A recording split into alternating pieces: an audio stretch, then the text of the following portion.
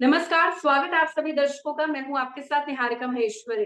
आज के एक ऐसे गेस्ट हमारे साथ मौजूद हैं जो मल्टी टैलेंटेड हैं। इन्हें हर पार्टी का एक्सपीरियंस भी है, जमीनी हकीकत भी जानते हैं और मेहनत करके राज्यसभा तक का सफर भी तय कर चुके हैं। कुछ लोग ऑपोजिशन इन्हें कहते हैं कि ये सबसे अमीर कैंडिडेट है, अमीर नेता है। वह ये कहते हैं कि मेरी अमीरी तो जो मेरी प्रजा है, जो मेरी जनता है, जो मेरे वोटर्स हैं, उनसे आती है। इस वक्त मेरे साथ आम आदमी पार्टी के राज्यसभा सांसद सुशील कुमार गुप्ता साहब हैं। सर, स्वागत है आपका।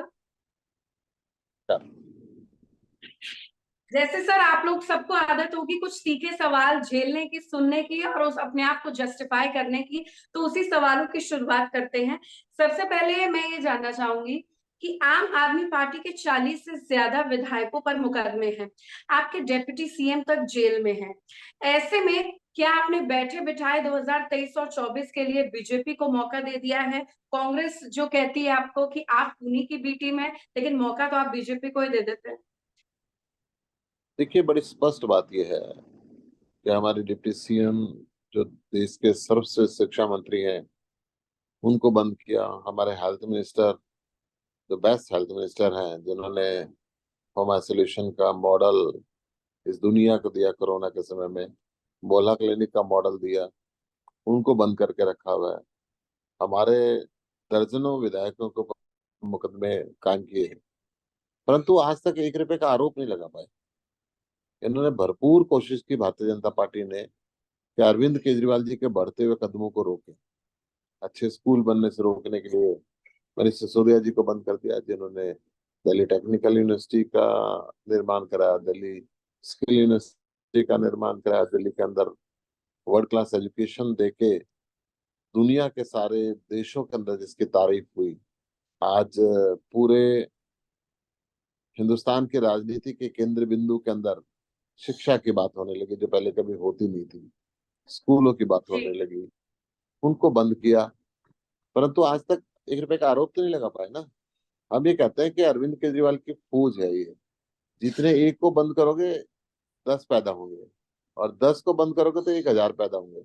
ये देश चाहता है विकसित हिंदुस्तान, शिक्षित हिंदुस्तान, मुस्कुराता हुआ हिंदुस्तान। तो उस दिशा के अंदर आम आदमी पार्टी पूर्णतः प्रयत्नरत। नहीं, आपकी पार्टी अपने आप को बहुत साफ, स्वच्छ, clean and clear from Indian politics, traditional politics से अपने आप को इतर बताती आई थी। फिर भी अगर 40 विधायक से ज्यादा पर मुकदमे हैं और अगर कोर्ट में चाहे वो सत्येंद्र जैन हो, मनीष सिसोदिया, तो कुछ तो बात होगी ना। ऐसे ही कोई कुछ नहीं कर देता, ऐसे ही कोई केंद्रीय एजेंसियों का दुरुपयोग नहीं करता जैसे आप आरोप लगाते हैं सर। वो तो रहा ना, जो पूरे देश में हो रहा है। जितनी विपक्षी पार्टियां हैं सबको आज बंद करने के दायरे के अंदर है। अगर हमारे विधायकों पे इतने केस बनाए तो सजा हो जाती, सारे के सारे बरी होते जा रहे हैं। हमारे मंत्रियों के ऊपर इन्होंने आरोप लगाए, बंद करके रखा हुआ है, परंतु आज तक कोर्ट में 1 रुपए का आरोप तो नहीं लगा पाए ना। अगर 1 रुपए का आरोप नहीं लगा पाए तो एक स्पष्ट है कि राजनीतिक द्वेष के जरिए एजेंसियों का दुरुपयोग किया जा रहा है। हमारे सांसद संजय सिंह जी का नाम इन्होंने एक बार इन्वॉल्व कर दिया, फिर उनको चार्जशीट के अंदर उनका नाम भेज दिया, फिर उन्होंने माफी मांग के विड्रॉ किया जी हमने गलती से कर दिया था। तो इसी प्रकार से मनीष सिसोदिया जी के लिए और सत्येंद्र जैन जी के लिए भी एक दिन ईडी को माफी मांगनी पड़ेगी कि हमने लगातार चलिए, इनको नजर करके रखा हुआ है।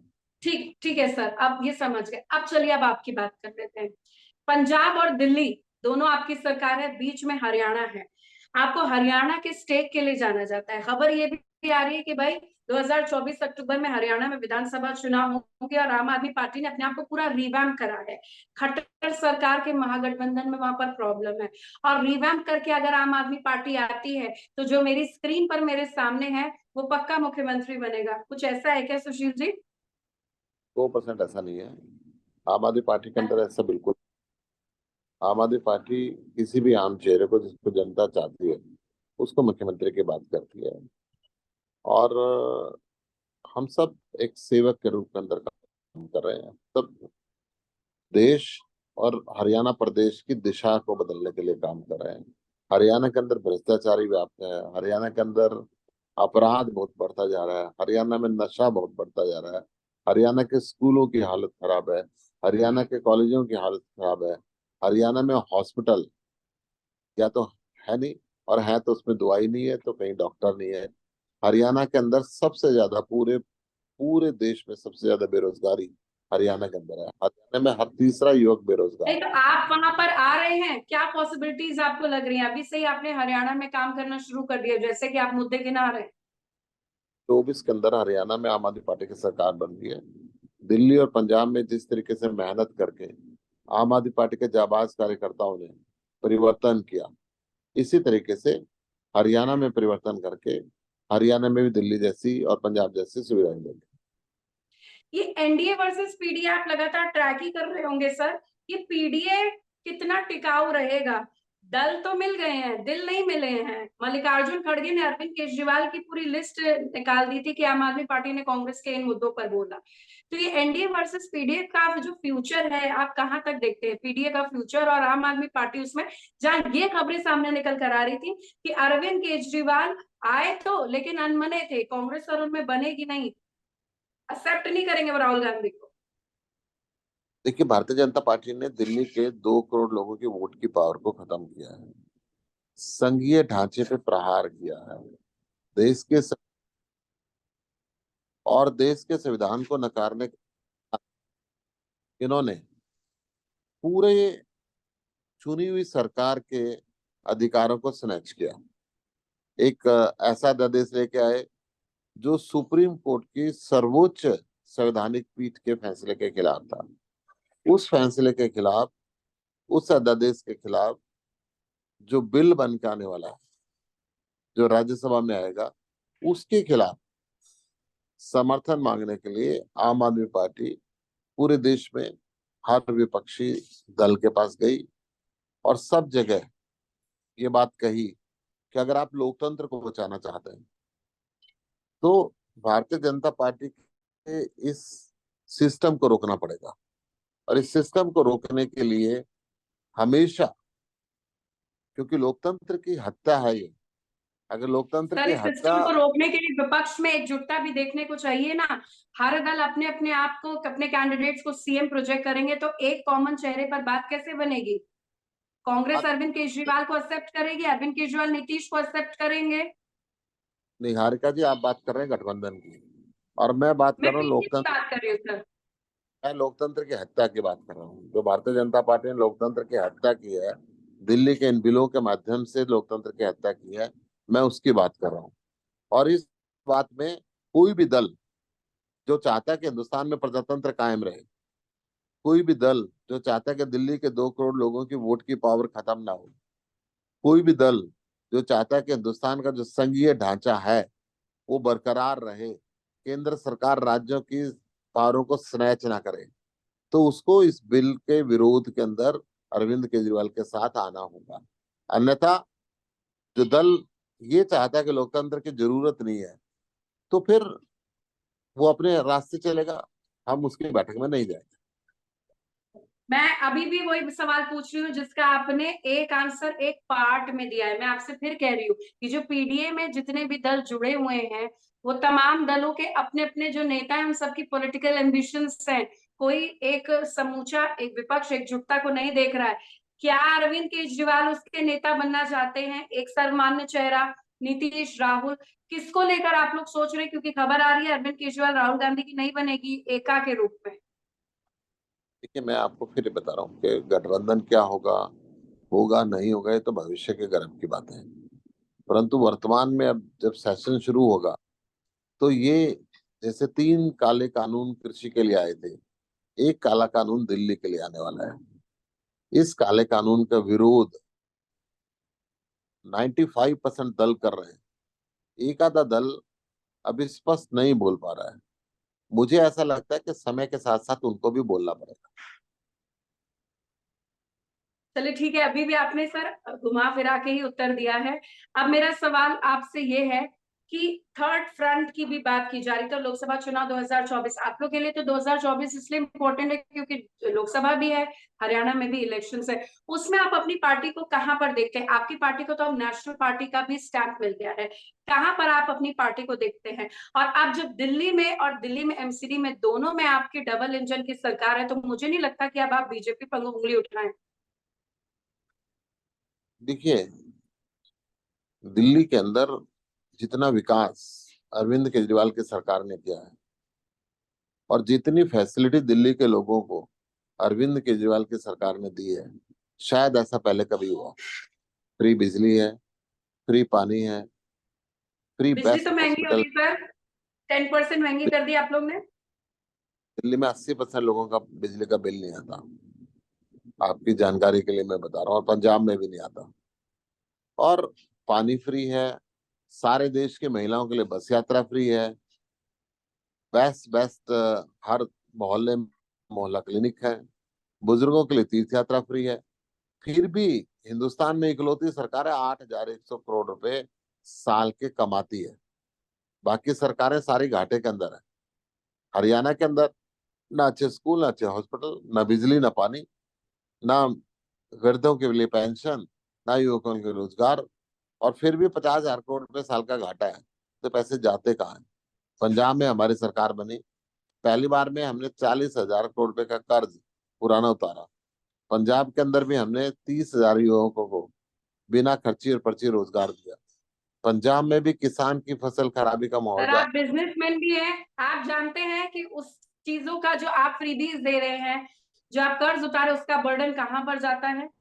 एक आम आदमी, एक टैक्स पेयर पर, सेंट्रल एक्सचेकर पर। ये तो आपके जब चुनावी जो आपने जुमले एजेंडे छोड़ दिए, लेकिन बर्डन किस पर गया? हम सब पर, हम कॉमनर्स पर। मालूम नहीं है कि अरविंद केजरीवाल सरकार की एक भी नीति ऐसी नहीं है जो गरीबों के लिए अलग हो, टैक्स पेयर के लिए अलग हो। बिजली फ्री है तो टैक्स पेयर को भी है, पानी फ्री है तो टैक्स पेयर को भी है, बसें फ्री है तो टैक्स पेयर को भी है। अरविंद केजरीवाल की सरकार भेदभाव की नीति के अंदर नहीं चलती, और उसके बाद भी प्रॉफिट कमाती है। अगर अगर बाकी सरकारें भ्रष्टाचार करती रहें, अपने मित्रों के लाखों करोड़ रुपए डकार जाएं और उन पे कोई एक्शन ना लें, वो आप कहते हैं वो फ्री भी नहीं है। वो खाएं, वो तो उनके मित्र है, कोई फ्री भी नहीं है।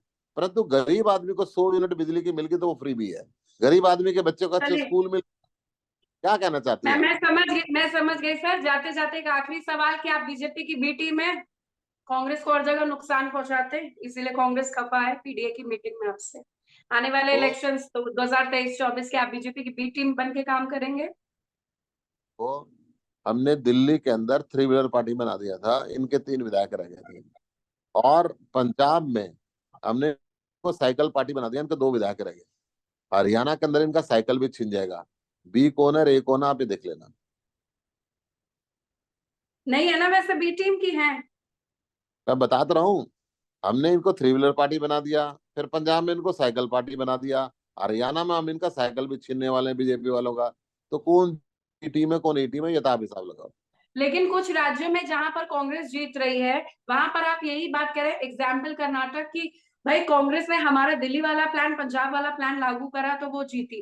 प्लान आपका लागू हो रहा है, लेकिन फिर भी आप कर्नाटक में नहीं है, आप हिमाचल में नहीं है, आप गुजरात में नहीं है। वो 100 साल पुरानी पार्टी है और हम 12 साल पुरानी पार्टी है।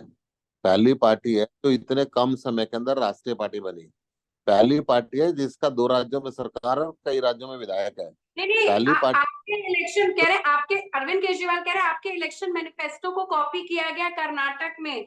हर जगह अगर कॉपी करा जा रहा है, फिर भी आप वहां पर क्यों नहीं आ रहे, और दूसरी पार्टी आपका मैनिफेस्टो कॉपी करके आ रही है पावर में?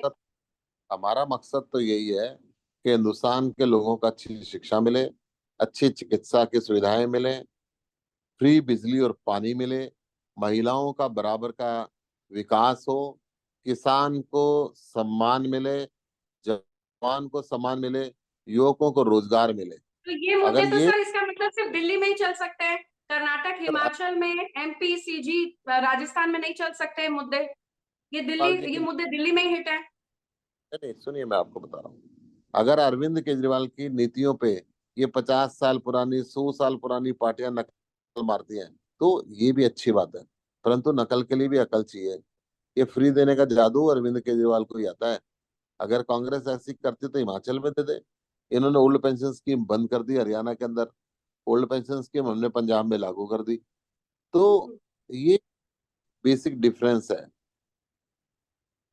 जो ठीक है सर। हमारा जी। हमारा गठबंधन इस देश के 140 करोड़ लोगों के साथ है, और 140 करोड़ लोग जब आगे बढ़ेंगे तो 75 साल से विकासशील देश विकसित देश होगा, शिक्षित देश होगा, बेरोजगार देश।